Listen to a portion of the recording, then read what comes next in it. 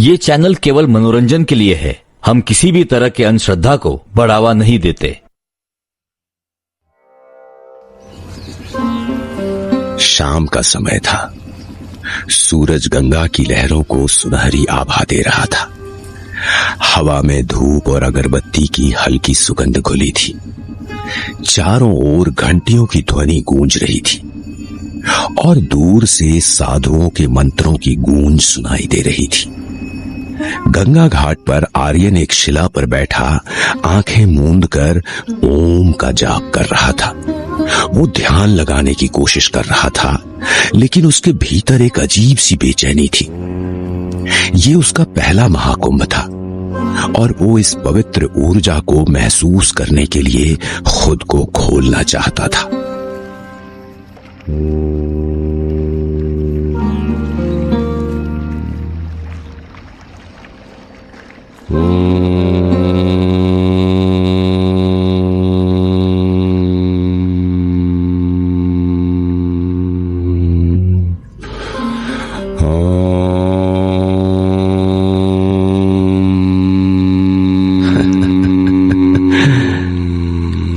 आर्यन ने अपनी एकाग्रता तोड़ दी और धीरे से आंखें खोली।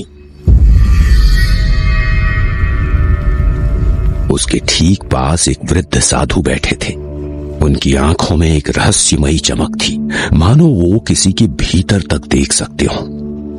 उनका शरीर केसरिया वस्त्रों में लिपटा था, माथे पर भस्म की सफेदी थी और होठों पर हल्की मुस्कान। क्या तुमने भी उसे सुना? साधु ने रहस्यमयी स्वर में पूछा। आर्यन चौंक गया। किसे? साधु ने हौले से गंगा की लहरों की ओर इशारा किया। गंगा बहती है, मगर जो उसे सुनना जानता है वो कहानियां भी सुन सकता है। आर्यन कुछ कहने ही वाला था कि साधु ने पूछ लिया, क्या लाया है तुझे यहां बालक? आर्यन को साधु की बातों में दिलचस्पी आने लगी। उसने मुस्कुराते हुए जवाब दिया, मैं एक फोटोग्राफर हूं। मेरी पढ़ाई पूरी हो चुकी है, नौकरी भी है, लेकिन मेरा असली जुनून तस्वीरें लेना है। जब मैंने सुना कि महाकुंभ 144 साल बाद इस स्थान पर आ रहा है, तो मैं ये अवसर कैसे छोड़ सकता था। महाकुंभ अब वैसा नहीं रहा जैसा पहले हुआ करता था, साधु ने धीरे से कहा। आर्यन को उनकी बातों में दिलचस्पी आई। आप ऐसा क्यों कह रहे हैं बाबा?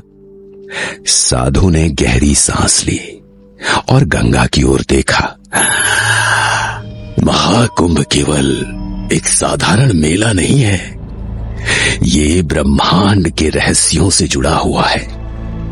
जब बृहस्पति, चंद्रमा और पृथ्वी एक विशेष संयोग में आते हैं, तब लोकों के बीच की सीमाएं कमजोर हो जाती हैं। आर्यन की रुचि अब और भी बढ़ गई।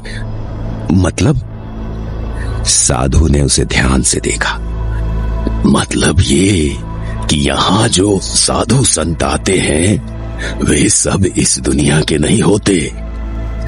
कुछ लोग महाकुंभ के बाद वापस चले जाते हैं, परंतु कुछ ऐसे भी होते हैं जो कभी लौट कर नहीं दिखते। आर्यन के रोंगटे खड़े हो गए। उसे ये सब किसी प्राचीन मिथक की तरह लग रहा था, लेकिन साधु के कहने का तरीका ऐसा था कि हर शब्द सच जैसा लग रहा था। क्या आपने कभी ऐसे किसी साधु को देखा है? सिर्फ देखा नहीं, कुछ तो अब भी यही है, लेकिन उन्हें पहचान पाना आसान नहीं। तुमने तस्वीरें ली हैं, है ना? आर्यन ने तुरंत अपना कैमरा उठाया। हाँ बाबा, मैंने कई तस्वीरें ली हैं, नागा साधुओं की, अघोरियों की, सन्यासियों की। एक बात याद रखना बालक, कुछ तस्वीरें सिर्फ तस्वीरें नहीं होती, कभी कभी वे चीजें दिखाती हैं जिन्हें इंसानी आंखें नहीं देख सकती। आर्यन को समझ नहीं आया।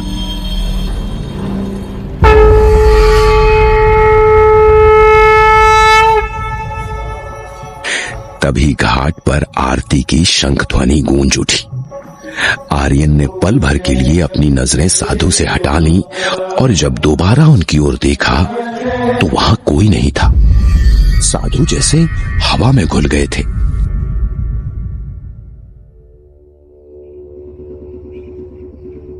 अगली सुबह सूरज की पहली किरणों के साथ ही महाकुंभ में नया उत्साह था। आर्यन अपने कैमरे के साथ निकल पड़ा उस दिव्य मेले को अपने लेंस में समेटने के लिए। वो पूरे दिन महाकुंभ की भीड़ में घूमता रहा, हर कोण से हर छवि को कैद करता रहा। उसने साधुओं की अनगिनत तस्वीरें ली, कुछ ऐसे जो वर्षों से एक पैर पर खड़े थे, कुछ जिन्होंने वर्षों से अपना हाथ ऊपर उठाए रखा था, नागा बाबाओं के झुंड, भस्म से लिपटे अघोरी, गंगा किनारे तपस्या में लीन योगी और साधारण भक्तों की भीड़। हर चेहरा अपनी एक अनकही कहानी कहता प्रतीत हो रहा था। महाकुंभ वास्तव में एक अलग दुनिया थी, जहां न केवल श्रद्धा थी बल्कि शक्ति, त्याग और रहस्य भी थे। सूरज धीरे धीरे डूब रहा था। दिन भर की थकान के बावजूद आर्यन के कदम अनजाने में उसी घाट की ओर बढ़ गए जहां वो पिछली रात साधु से मिला था। वो एक बार फिर वहां बैठ गया, गंगा की लहरों को निहारते हुए। ठंडी हवा में मंत्रों की ध्वनि तैर रही थी और उसने खुद को एक बार फिर उस माहौल में डुबो दिया।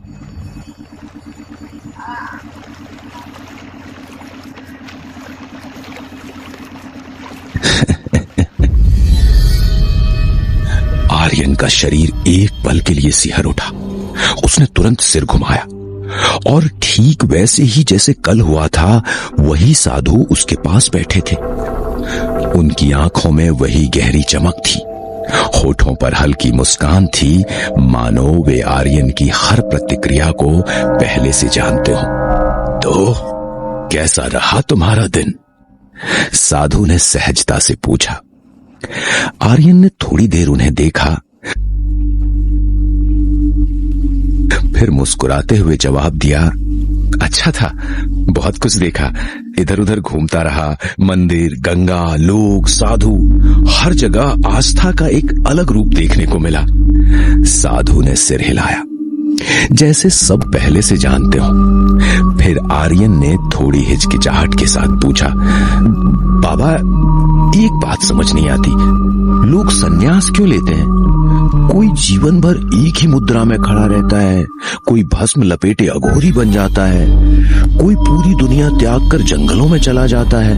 आखिर ये सब क्यों?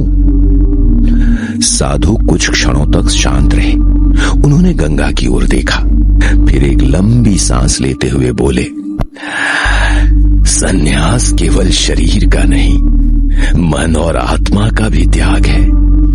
कुछ लोग मोह माया से दूर जाने के लिए सन्यासी बनते हैं, कुछ सच्चे ज्ञान की खोज में, और कुछ वे होते हैं जिन्हें संसार की असली सच्चाई समझ में आ जाती है। आर्यन ध्यान से सुन रहा था। साधु ने आगे कहा, ये त्याग नहीं, एक मार्ग है।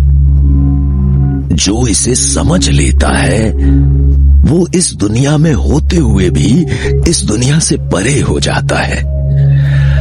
आर्यन को उनकी बातों में गहराई महसूस हो रही थी। उसने सोचा, क्या मैं भी इस खोज में हूं? तो क्या हर सन्यासी किसी रहस्य को जानता है? आर्यन ने उत्सुकता से पूछा। साधु हल्का मुस्कुराए, रहस्य तब तक रहस्य है जब तक उसे देखने वाली आंखें बंद हैं, लेकिन जो सच को देख लेता है उसके लिए सब स्पष्ट हो जाता है। वो कैसे? क्या तुम्हें दूर जल रही वो चिता दिख रही है? हाँ बाबा, उसे देखो। ये कहते हुए बाबा आर्यन के सिर पर हाथ रखते हैं और बोलते हैं, जो लोग उसके पास खड़े हैं वे इस बात का शोक मना रहे हैं कि वो इंसान उनसे दूर हो गया, लेकिन ये सच नहीं है। वो इस दुनिया से मुक्त हो चुका है। समझो कि इसी तरह हर इंसान अपने आखिरी दिनों की तैयारी कर रहा है, क्योंकि मृत्यु के बाद तुम साथ कुछ नहीं ले जाते। सारी मोह माया यहीं समाप्त हो जाती है। साधारण मनुष्य अपने जीवन की हर खुशी पाने के लिए अपने आज को नष्ट कर देता है, उस अनदेखे कल की तैयारी में, जो कभी आ भी सकता है या नहीं भी। हर इंसान हर दिन हर पल किसी ना किसी कारण से मर रहा है। कभी प्यार की वेदना में, कभी धन की अंधी दौड़ में, कभी काम की थकान में, तो कभी समाज में इज्जत कमाने की निरर्थक कोशिश में। ये एक अंतहीन चक्र है, संघर्ष का, पीड़ा का, अंतहीन यातना का। इंसान सांस लेते हुए भी हर क्षण अंदर ही अंदर मरता रहता है, टुकड़ों में बिखरता रहता है। लेकिन जिस दिन उसका सांसों से रिश्ता टूट जाता है, वही दिन उसका सबसे बड़ा मोक्ष बन जाता है, क्योंकि तब वो सभी समस्याओं, सभी दुखों, सभी ज्वलंत यंत्रणाओं से हमेशा के लिए मुक्त हो जाता है। फिर कोई दौड़ नहीं, कोई आकांक्षा नहीं, कोई छलावा नहीं। मृत्यु ही वो एकमात्र सत्य है, जो अटल है, जो अपरिहार्य है। ये संसार एक छलावा मात्र है, एक अस्थायी भ्रम, जिसे लोग वास्तविकता समझ बैठे हैं।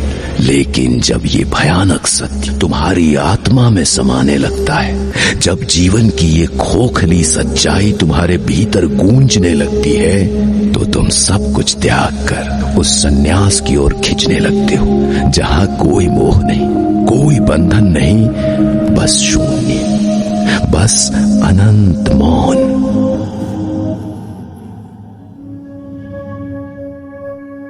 आर्यन ये सब सुनकर भावुक हो जाता है। वो अब भी चिता को देख रहा था, मानो उसे भी जीवन का सत्य दिख गया हो। वो अपने आप को संभालता है और मुड़कर बाबा को देखता है, लेकिन वहां कोई नहीं होता।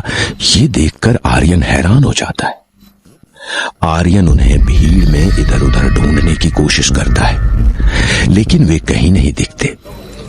कुछ देर बाद भीड़ के बीच उसे एक चेहरा नजर आता है, वही साधु जो उसके साथ बैठे थे। लेकिन देखते ही देखते वे अचानक गायब हो जाते हैं। आर्यन को कुछ समझ नहीं आ रहा था।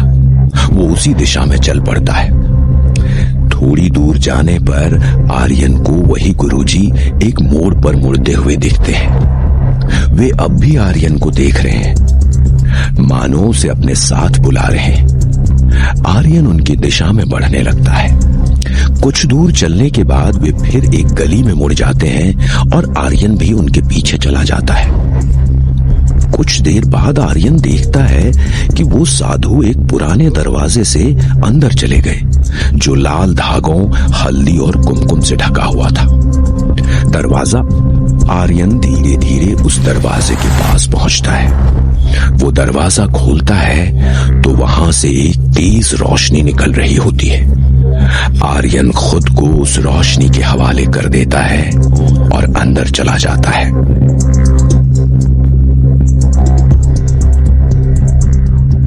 144 साल बाद एक लड़का गंगा की लहरों को सुनते हुए घाट पर बैठा था। तभी, क्या तुमने भी वो सुना? ऐसा कहा जाता है कि महाकुंभ का अवसर बहुत ही शुभ होता है। इस शुभ अवसर को मनाने के लिए सभी पवित्र आत्माएं एकत्रित होती हैं।